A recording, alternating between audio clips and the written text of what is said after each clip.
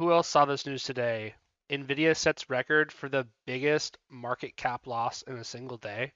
What a gorgeous opportunity we got in the last couple days here. Finally touching its 200-day simple moving average on bad news from DeepSeek.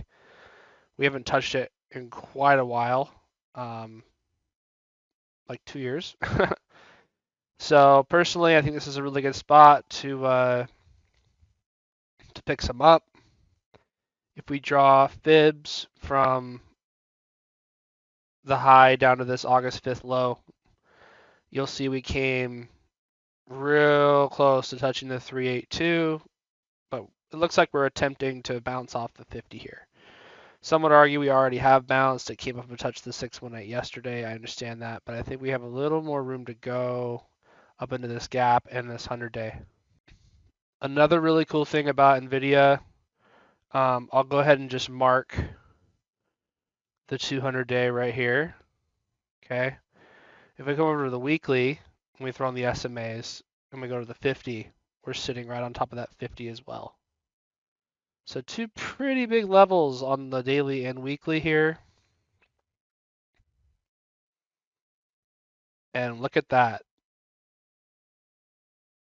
That is the 9 EMA on the monthly.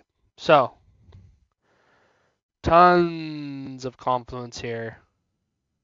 You know, and when I look at NVIDIA, just as a company, right, as a company that's really supposed to be innovating and helping us into the future, like, did a company like NVIDIA really not know what DeepSeek was up to? I doubt that. Like, I feel like NVIDIA is very aware of competitors worldwide, and they're going to be just fine.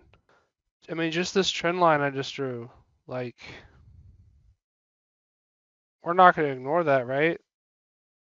With the 200 right there, all day this is a buy. I can come over here to FinViz and type in NVIDIA. Sometimes it's just about getting a bigger and clearer picture of what it is you want to trade, right? So on FinViz, they kind of draw, you know, this pink and this blue trend line. We've got this kind of thing going on here they've drawn, major moving averages. And you can just look at all their, you know, financials and things like that. It looks like a lot of people have good price targets. So I'm curious to hear your guys' thoughts. Do you think the NVIDIA dip will get bought up? Does NVIDIA still have demand for its chips in this growing AI space?